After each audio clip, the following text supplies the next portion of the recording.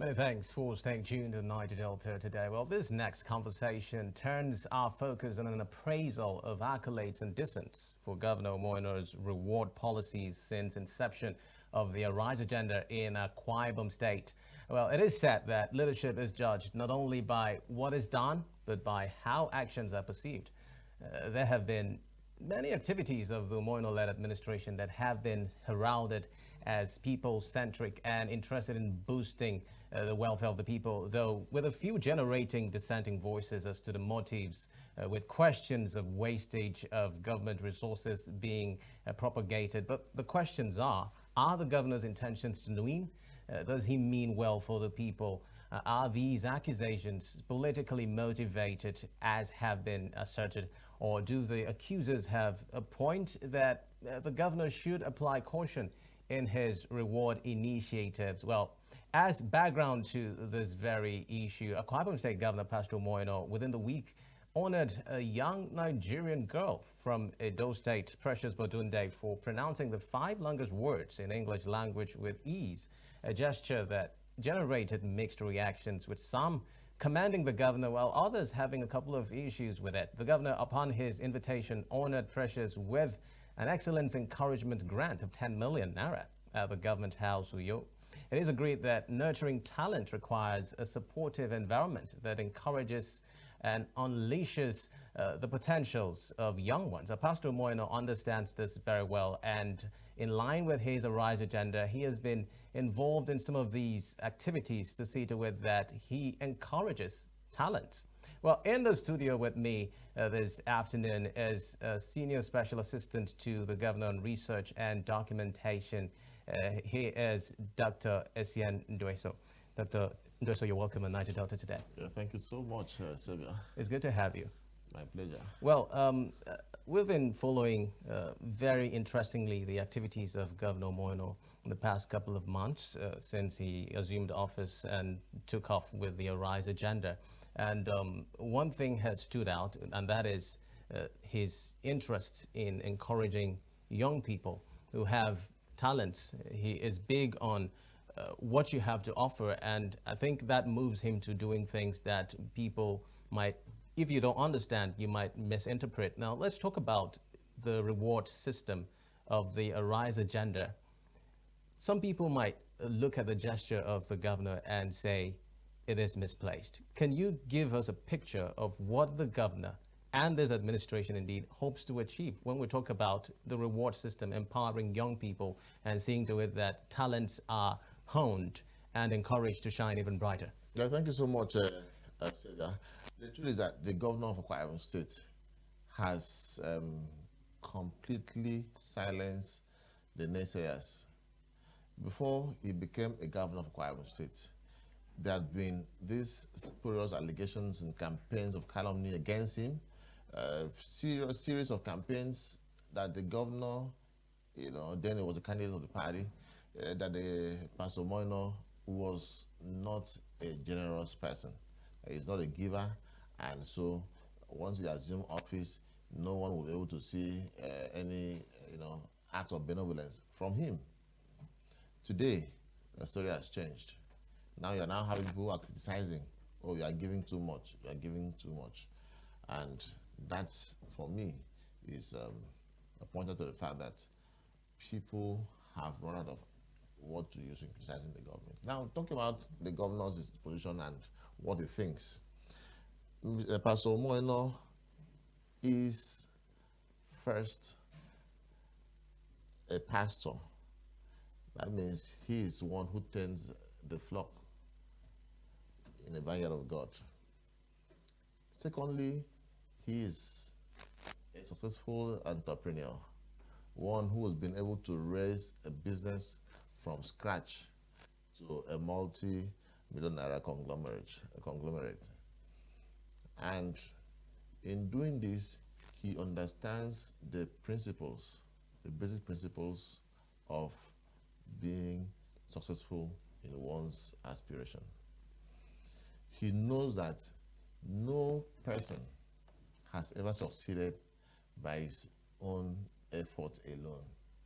He knows that once people are on the right path, What they need is just a little push, and they can attain their greatness.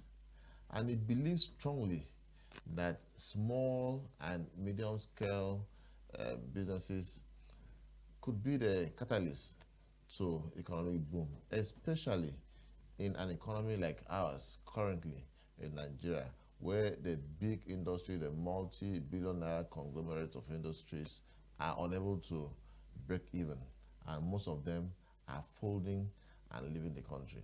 So rather than go to start pursuing big industries, the government has a belief that young, creative people should be encouraged so that they can become employers of labor and they can become breeders where other younger ones can come learn from, and then from there you have more businesses springing from the state. And for him, that could could be catalytic to economic boom in Akwa Ibom State. That is why, from the onset, what did he do? He went to establish the Ibom Leadership Entrepreneurial Training Center, Ibom Late, where he used to have the e-library along IBB. And in that center, young people, so far 1,200, have been trained and given business ideas, and of course encouraged with a business grant of 500,000 naira each. So far over 1,200. In fact, the last set being female youths, those people you will consider cheerleaders at political events and so, some government exercises. They are the ones that the government said, okay, rather than just doing cheerleading and then going back home to wait for another political event, let me encourage you to also become entrepreneurs. And so those ones were gathered, 400 of them, and trained. And for the governor, these were special people. So instead of 500,000 naira he was given to those before them, he upped their own to 750,000 naira each to encourage them. And they are not the first. There are others that the governor has encouraged. For example, you've had those young Akwa Ibom chaps who got admission into the Nigerian aviation school in Zaria. And they had a bill, 4 of them, a bill of 79 million naira, which ordinarily they couldn't have been able to. And they just made a post on the social media, oh, I wish we can get support. And the government... Okay, so let me just hold your thoughts there. We have a video of this young lady, Ms. Bodunde, pronouncing some of those very tough English words. I would like to pull that up for you to say. My name is Bodunde Press, and I'm here to pronounce, spell, and to talk about the 5 longest words in English language. The 5th longest word in English language is floxinauxililification. It is a word of 29 letters and a noun that refers to the action or habit of estimating something as worthless. It is spelled as FLOCCINAUCINIHILIPILIFICATION. Floxinauxililification. The 4th longest word in English language is pseudo-hypoparathyroidism. It is a word of 30 letters and a noun that refers to a hereditary medical disorder that causes short stature. It is spelled as PSEUDO. Well, we may not have the time to go through all of the words that Ms. Bodunde pronounced there, but then this is what caught the governor's attention, and he made that very huge donation, I must call it, to Ms. Bodunde. And apparently it is to support her educational aspirations. Now, the conversation has also been about misplaced priorities. Some persons are of the opinion that this money wasn't supposed to be given. The weight of the money, that is the concern of some people. How would you address that? The governor has been giving money. He has given even more than that to Akwa Ibom people. Okay, would you blame this on? So I think it's a misplaced priority as far as the discussion is concerned, because there's no issue there. The governor has the right to support and inspire young people. Well, we know that. And beyond that is the fact that this is just a pointer. This is what the governor wants. He wants people to try to make use of their creative instincts and stand out in whatever they do. He decided to use this girl as an inspiration to other young people in Akwa Ibom State. That you don't need to come to government house or to any big man to start cheering the person to ask for money. Okay, the truth is... But if you can stand out in whatever you do, you will be spotted and celebrated. And before this girl was given this incentive, the governor had already planned and announced that he is going to host several Akwa Ibomites who have excelled in their various disciplines, in their various endeavors. For example, the best West African Examination Council students from Akwa Ibom State, or candidates from Akwa Ibom State, is among the list of those who are going to be honored in what the governor calls an evening with the stars. There's also the young man he spoke about who played for the Nigerian under-17 football, the Nigerian football team, and currently is doing many jobs somewhere in Abuja, and the governor is worried by what he saw or heard about that young man, and he wants him to come back, and he's going to honor him among those. There are those who represented Nigeria at Singapore at an international debate competition, and they won the top prize there, and they're among those who are still going to be honored. So the governor has plans to celebrate, and for him, it's important to celebrate those who achieved as an inspiration to them, and of course to others, so that they will know that it's anyone, for whatever you can do it and stand out, you are going to be celebrated. All right, Dr. Ndueso, just before I let you go, would you say, we know that Akwa Ibom people are really hospitable people who care about their neighborhood and indeed Nigeria as a whole. Would you say that this is a case of tribalism or politically motivated? It's not an issue of tribalism, because we know that in Akwa Ibom State, in fact, we have that spirit of being hospitable, that people who are not from Akwa Ibom State could easily come here and stay peacefully. You see that an Akwa Ibom person would even prefer that the visitor is taken care of first before he himself, or his family. And that is even in our culture. When you go for traditional marriages, the visitors that come to your house, they are the ones that you take care of first. They eat and they are satisfied before you now say, okay, whatever remains, let the family now eat.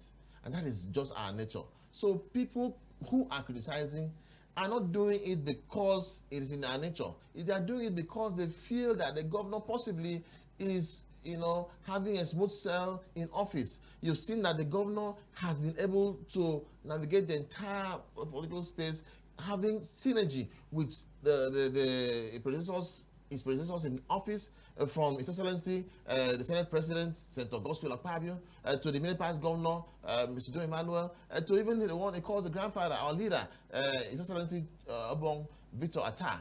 He relates very seamlessly with all of these leaders, and he feeds from their pool of wisdom, and he's using that to guide himself in leading Akwa Ibom State from experiences of the past. And even those who are in opposition, they are the ones the governor even deals better with. And they are relating with him so seamlessly. And because of that, those people who possibly feel that this is the period that the opposition should, some people should stand up and, attack government, but they're not doing it. So let's see how we can manufacture things and hit. Unfortunately, what they are using to attack the governor is also spurious and laughable. And it's so unfortunate that they are going to fault the governor for giving. We have had in our state young people who have excelled and celebrated outside the shores of Akwa Ibom State.